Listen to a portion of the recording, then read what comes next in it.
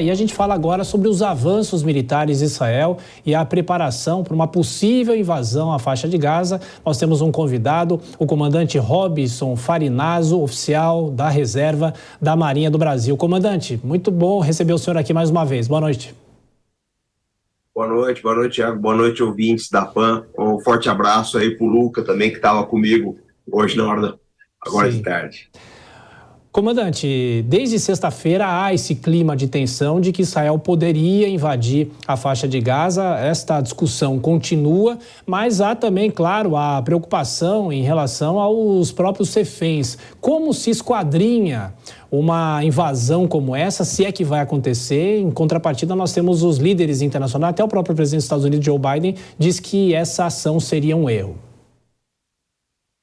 Bom, nós temos que observar o seguinte, o discurso ele tem se alterado ao longo dos últimos dias, né? Nos primeiros dias aí depois do ataque do Hamas era certo uma invasão, certo uma operação em grande escala, mas agora parece que a poeira está baixando um pouquinho, porque são diversas dificuldades numa operação desse tipo. Bom, primeira delas é a inteligência, né? O levantamento aí de posições do Hamas, etc. Isso Israel tem condições de fazer muito bem a superfície. Ele tem satélites, tem drones de reconhecimento, tem diversos sensores, aí, todos os tipos que você pode imaginar. Então ele faria um bom esquadrinhamento na superfície. O problema é que o Hamas tem praticamente um metrô, 40 metros abaixo da superfície, com túneis muito bem construídos, muito bem projetados, são túneis feitos por engenheiros, né, e obras de alvenaria, não são aqueles túneis rudimentares da época da Guerra do Vietnã, e é difícil mapear isso. Isso você vai ter que tatear mesmo, você vai ter que entrar lá para saber o que tem. Então, esse é o primeiro problema, não se sabe o que tem ali. Problema 1. Problema 2 é o seguinte, fatalmente haverá baixas civis em grande monta. Já estão havendo. E à medida que o tempo passa, essas baixas aumentam, o apoio internacional a Israel vai caindo e começam as condenações. Então, eu começo a achar, eu não vou lhe dar isso como certeza, mas parece que o tempo começa a correr contra Israel nessa operação. Porque quanto mais o tempo passar, mais palestinos morrerem, maior vai ser a inquietação internacional. Agora, em relação aos reféns, né? O senhor acha que a invasão se daria com os reféns? Porque, claro, nós temos também uma discussão muito grande de informações que chegam, dizendo que o Hamas estaria disposto a liberar algumas pessoas, enfim. De que forma é possível fazer uma tratativa com um grupo terrorista? Não é um país, não é uma discussão entre dois países, não é, comandante? Mas Israel já negociou várias vezes com o Hamas e com o Hezbollah. Não é a primeira vez que não seria a primeira vez que eles negociariam, provavelmente não vai ser a única. Só para você ter uma base, no final dos anos 1990, houve uma incursão de forças especiais de Israel no Líbano, que foi um desastre. Morreram diversos militares. E um dos que morreram, um sargento chamado Itamar Eli, e o corpo dele ficou ali. Né? E o corpo do sargento Itamar Eli foi trocado por mais de 100 prisioneiros do Hezbollah, que estavam em prisões israelenses. Então, Israel, se tiver que negociar, ele vai negociar, porque nós temos que lembrar uma coisa, tá? E a PAN mostrou isso ao longo do dia. Foram entrevistadas diversas pessoas em Israel e algumas pessoas já começam a fazer uma certa pressão em cima do primeiro-ministro Benjamin Netanyahu. Essa questão dos reféns, e eu lembro, não são só reféns israelenses, há reféns com dupla cidadania, reféns americanos, diversos países aí. A pressão vai ser muito grande. Eu penso que Israel, se tiver que negociar com o Hamas, ele irá fazê-lo. Comandante Robinson, mais uma questão. Primeiro, o senhor acha que é possível que outros países daquela região entrem nesse conflito e aí transformam essa guerra numa guerra da região, não uma guerra isolada entre Israel e o próprio Hamas? O senhor citou o Líbano, temos o Irã também, tem uma discussão muito grande sobre a Arábia Saudita, de que forma que a Arábia Saudita poderia ajudar contra, obviamente, Israel. A geografia política daquela região favorece mais Israel ou o próprio Hamas? Não, o tempo está correndo contra Israel agora e o caldeirão político também. Por que eu digo isso? Né? Lógico, Os principais players que entrariam contra Israel seria o Irã, os proxies iranianos, não, que eu lembro que não são só o Hezbollah, há milícias xiitas que apoiam o Irã também no Iraque, que não encontrariam dificuldade de se deslocar via Síria para Israel. Então, só esses players já seria uma dor de cabeça muito grande para Israel. Agora, o temor com relação à Arábia Saudita não é nem um temor militar, é um temor deles interromperem o fornecimento de petróleo para a Europa, Japão e Estados Unidos, como aconteceu na Guerra de Yom Kippur em 1973, que os árabes pela primeira vez usaram o petróleo como arma. E nós temos que olhar uma segunda colateralidade desse conflito.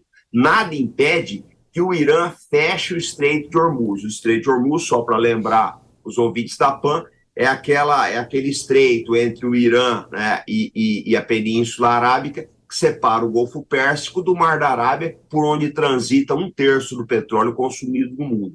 O Irã tem condições militares de fechar o Estreito de Hormuz, que não é muito largo, tem cerca de 100 quilômetros. Ele tem condições de fechar com seus mísseis e drones, e se isso acontecesse, a gente não sabe onde ia parar o preço do petróleo. Isso lembrou bem, em 73 tivemos o primeiro grande choque do petróleo, né, que acabou provocando um aumento generalizado de preços em todo o planeta. Comandante, a nossa comentarista Dora Kramer traz também uma pergunta para o senhor. Dora? Boa noite, comandante. O senhor já explicou muito bem quais são as dificuldades. O senhor explicou resumidamente quais são as dificuldades de uma operação de entrada de Israel em Gaza. O que eu ainda não entendi, do ponto de vista estratégico, como é que a gente deve interpretar esse anúncio que foi feito? Primeiro se esperou no sábado, no domingo, porque, já que a dificuldade ela está posta, por que se anunciar e depois ficar parecendo que se protelou? Aí tem, obviamente, uma questão estratégica que eu não consigo desvendar. Gostaria que o senhor desvendasse para a gente. Perfeito, dona Dora, obrigado pela pergunta, inclusive, porque é uma oportunidade da gente colocar muitos pontos importantes aqui para os ouvintes da PAN.